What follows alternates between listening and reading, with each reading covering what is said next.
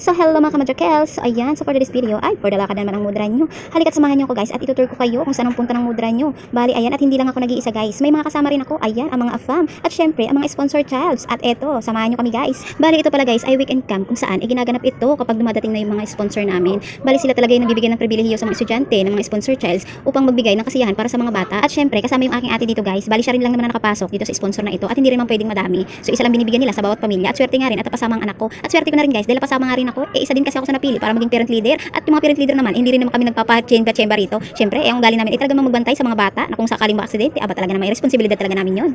Ayan, at nung makababa na nga kami guys, ayan, at nangunguna na nga itong mabulinggit na ito. Bali located nga pala ito guys sa Pasig Beach Resort dito sa may Batangas. At talaga man napakaganda guys. Kita mo naman nakaka-recommend din talaga dahil napakalinis at napakalinaw ng swimming pool nila. Talagang secure namin itong area na to para sa mga bata dahil safety ang kailangan namin para sa kanila. At kung makikita nyo rin guys, wala rin masyadong tao. Bali kami rin lang atang gumamit nito. Hindi ko lang sigurado kung occupied rin lang ba ito sa amin. Dahil doon sa mga kubo cottage guys, hindi rin naman lahat talagang kinuha namin. Bali Ireland rin lang kubo ang binayaran ng mom namin. So ayan, kung makita nyo naman guys, for the lakad na nga ang mudra nyo. Bali chinecheck ko nga rin nyo kung gaano kaganda yung beach. At nakita nyo nga guys, ayan, mukha naman talagang maganda siya. Talagang recommended ko talaga dito kahit napakalayo, worth it naman. Medyo maalon nga lang siya pero okay rin na.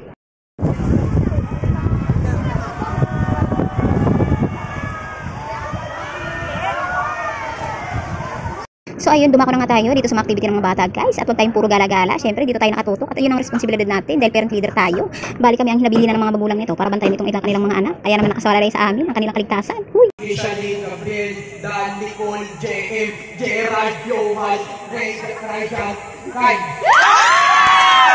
So ayun, kung makikita nyo naman talaga, talaga naman nag-enjoy itong mga bagets na ito. Bali ayun ang unang-una nilang activity, talaga naman enjoy sila sa pagpapakilala sa isa't isa. Kaya naman ito dumako na tayo sa second part. At ito, namumuna na nga itong aking unika iha, pinapakilala ko na sa inyo. Hoy, bali siya na pala magpe-present sa kanilang ginawang activity. Sa pagkakataong ito, aba talagang susubukan ng English. Baka naman hindi talaga dudug ang ilong mo dyan, day. Sana naman hindi. Okay, good day everyone. This is our symbol for matatag. So, this is our strong symbol. It represents strong and resilience to us. And also we add this little cross here because we are giving care to the people who need it. And for the shield, it represents to us because we are the one who stand for ourselves and who defends the others. yes. And the little flower is like, because after a huge fight, you are able to grow as a flower. So flower shows strong also. It's like soft power. And all our names, because together we are stronger. Ayan, at talaga naman napapasabak itong ate ko. Talagang susubukan ng talino ng mga ito sa pagdating sa kanilang activity. At hindi lang yan guys, ayan, syempre may palakasan na din. Tignan nyo naman. Sige, bilis!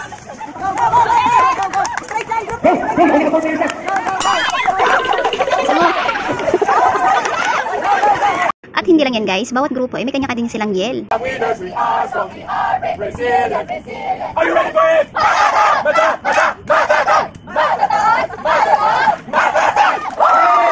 After nga na activity guys, ayan, at talaga namang for the jumping na nga itong mga chikiting na ito, talagang sinulit na talaga nilang magbublob sa tubig guys, sa swimming pool. Kaya naman sige hala, sulitin yun na. Para naman susunod na din kami at hindi yung tagabantay lang kami sa inyo. Aba, talaga naman nakakaingit naman talaga. Ang sarap na rin talaga maglublob. Pero malamang sa malamang talaga namang hindi pwede. Gawa na talaga namang magbabantay nga lang kami ng mga bata. At kinaumagahan nga, ayan, chinik ko na nga itong kanilang mga higaan, aba, para naman talagang binagyo. Pero in fairness, naka-aircon pa siya kahit kubo lang. Uy, di ba ang ganda? Nasaan naman kaya itong mga nagsisitulog na ito? Aba, chinik ko nga ito, may pa-morning exercise pala sila. Kaya naman pala nagsiwalaan na doon sa kwarto, ay talaga naman nag-exercise pa. Huy, sana all. At habang nag-exercise nga sila, aba, ito, kinuna na nga ako ng aking unika iha at talaga namang inaasar-asar ako. Ang sabi ba naman niya sa akin, ituruan ko doon sila magsumba. Aba, ginawa pa akong zumba instructor ng mga ito. Niloloko niya nga ako, sabi niya ituruan ko raw yung nagwawalis na si kuya, baka naman daw sakasakali ay bigay sa akin yung sweldo niya. Kaya naman tawang-tawa ako, ba talaga naman kalokohan itong aking unika iha na to. Bis nga ako. After nga nila mag-morning exercise guys, ayan, at dumiretso naman sila sa dagat para silipin at medyo hindi na masyadong maalon dahil maaga nga naman ay walang masyadong alon at kita mo naman talagang payapa yung dagat niya. Ay napakalaki, ay napakaganda naman talaga mag-swimming. Sarap-sarap talaga maglublob. Namimiss ko tuloy yung probinsya namin. Ay talaga namang malapit kami sa dagat. At talagang bata-bata pa ako nung ilagi akong naglulublob sa dagat guys. Kaya naman namimiss ko talaga yung maglublob sa dagat. Sinabi ko na nga dito sa mga batang ito, hala magligo na kayo para susunod naman ako. Ay talagang lalabas ko na yung buntot ko dahil namimiss ko na yung alat. Chat.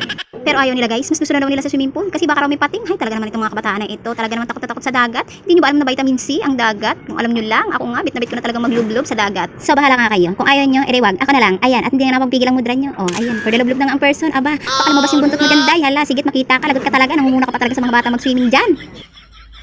And last but not the least, ayun, at ito na nga yung pinakahuling-huling kwento ng aking video guys. At dahil last na nga ito, at may mapa-farewell party at saka pa-farewell message na rin ang bawat sponsor sa amin. Kaya naman may kanya-kanya salang message at mapaka-emotional naman talaga itong mga ito.